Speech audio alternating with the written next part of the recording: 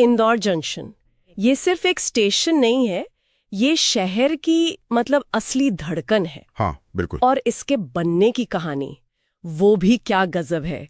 एक महाराजा का बड़ा सपना और 1 करोड़ रुपए की पेशकश। हाँ, एक जबरदस्त पेशकश थी वो। आज के डीप डाइव में हम इन्हीं सब स्रोतों को खंगाल रहे हैं। इंदौर स्टेशन का पूरा सफर एक शाही विजन से लेकर आज के मॉडर्न ट्रांजिट हब बनने तक का। सही। चलिए शुरू करते हैं फिर। हाँ, और देखिए सबसे दिलचस्प बात शायद ये है कि इंदौर में रेल लाने का जो क्रेडिट है वो किसी ब्रिटिश अफसर को नहीं जाता। अच्छा। हाँ, ये सोच थी होलकर महाराजा तुकोजीराव होलकर द्वितीय की। अच्छा। उनकी दूरदर्शिता थी। 1870 में उन्होंने ब्रिटिश सरकार को, अब सोचिए, 1 करोड़ रुपए का कर्ज ऑफर किया। 1 करोड़ 1870 में? ये तो मतलब आज के हिसाब से कितना होगा ये? खरबों में? हाँ बिल्कुल, खरबों में बैठेगा। और ये कर्ज इसलिए था ताकि इंदौर को, जो उस वक्त की मेन लाइन थी, great Indian peninsular railway GIP, उससे खंडवा के रास्ते जोड़ा जा सके। मकसद एकदम साफ था, मालवा का जो व्यापार है उसे सीधे बंबई बंदरगाह से कनेक्ट करना। ये उस जमाने के लिहाज से बहुत बड़ा, मतलब सोचा समझा कदम था। वाकई चौंकाने वाली बात है। 1 करोड़। पर क्या अंग्रेज इतनी आसानी से मान गए थे? मतलब सिर्फ पैसे की ही बात थी या कुछ और भी मुश्किलें थी, खासकर उस इलाके में लाइन बिछाना? हाँ देखिए, रकम तो अभूतपूर्व थी, उसने जरूर सोचने पर मजबूर किया होगा ब्रिटिशों को। लेकिन असली चुनौती वो पैसा नहीं था, असली चुनौती थी विंध्याचल के पहाड़। ओह हाँ, वो तो है। उस जमाने में मीटर गेज लाइन बिछानी थी। अब मीटर गेज शायद इसलिए चुनी गई होगी कि पहाड़ी इलाकों में लागत कम रहे, पर उसके लिए भी पहाड़ों को काटना, गहरी खाइयां बनाना और वो सुरंगें खोदना आसान काम नहीं था बिल्कुल। और मैंने सुना है नर्मदा नदी पर जो पुल बना था वो तो अपने आप में एक इंजीनियरिंग का कमाल था। हाँ, वो पुल 197 फीट लंबे, 14 हिस्सों वाला। महाराजा ने खुद अक्टूबर 1876 में उसका उद्घाटन किया था। अच्छा। उसे होलकर नर्मदा ब्रिज नाम दिया गया। तो मतलब 1876 तक लाइन इंदौर पहुंच चुकी थी। कमाल है। मतलब उस जमाने की तकनीक से ये सब कर लेना, सोचने में भी हैरत होती है। सही कहा। और इसके बाद तो फिर विस्तार का दौर शुरू हुआ। जो पड़ोसी रियासतें थीं उन्होंने भी हाथ बटाया। जैसे ग्वालियर के महाराजा जयाजीराव सिंधिया, उन्होंने इंदौर नीमच लाइन के लिए 7.5 लाख का लोन दिया। ओके। तो वो लाइन सिंधिया नीमच रेलवे कहलाई। इंदौर उज्जैन लाइन भी, वो भी 1876 में ही खुल गई थी। फिर 1881-82 आते आते ये होलकर और सिंधिया की जो लाइनें थीं, ये सब मिलकर राजस्थाना मालवा रेलवे का हिस्सा बन गई। अच्छा, मतलब ये एक बड़ा नेटवर्क बन गया। हाँ, लेकिन फिर 1885 में इसका जो मैनेजमेंट था वो ब्रिटिश कंपनी BBNCI यानी Bombay Baroda and central India railway, उसके पास चला गया। और शायद इसी दौर में 1921 के आसपास स्टेशन की जो आज हम इमारत देखते हैं वो शायद तब दोबारा बनी। ऐसा लगता है कि वो उस समय की जो पॉपुलर इंडो सारासनिक स्टाइल थी, हाँ, वो गुंबद और मेहराब वाली, बिल्कुल, जिसमें भारतीय और यूरोपियन डिजाइन का मिक्सचर होता था, शायद उसी में बनी। और फिर आजादी के बाद तो तस्वीर काफी बदली होगी। हाँ बिल्कुल, 1951 में ये पश्चिमी रेलवे का हिस्सा बन गया। फिर धीरे धीरे आधुनिकीकरण हुआ। 60 के दशक में उज्जैन से इंदौर तक ब्रॉडगेज लाइन आई।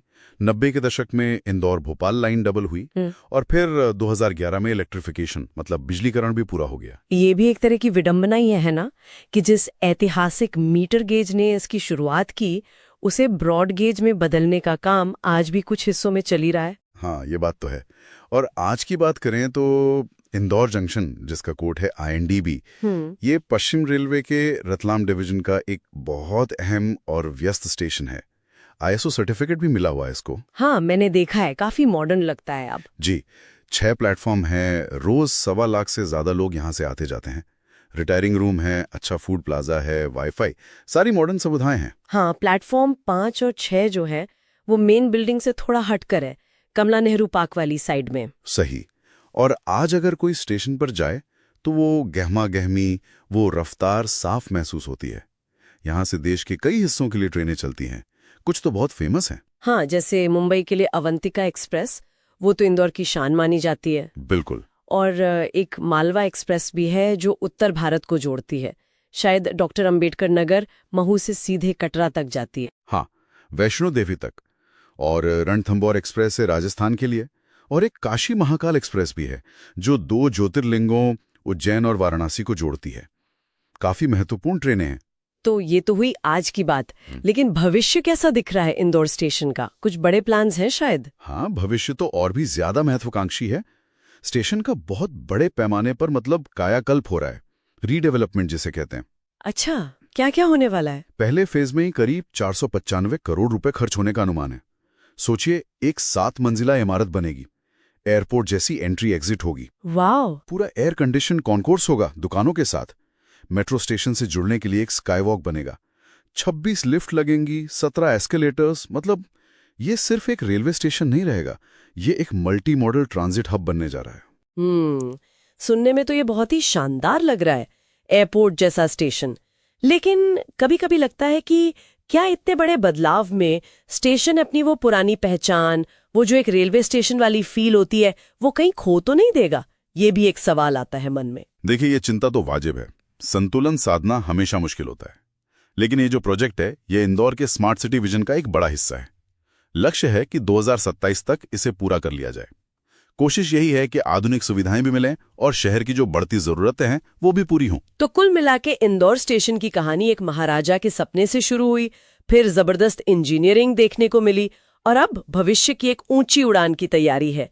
ये स्टेशन सही मायनों में शहर के साथ कदम से कदम मिलाकर चला है, कल भी, आज भी और आने वाले कल में भी। बिल्कुल। एक सोचने वाली बात ये रह जाती है आखिर में, जिस तरह 1870 के दशक की वो इंजीनियरिंग चुनौतियां पार करके एक ऐसी विरासत बनी जो आज तक कायम है, क्या आज की ये जो भव्य योजनाएं हैं, ये भविष्य में उतनी ही यादगार और टिकाऊ साबित हो पाएंगी?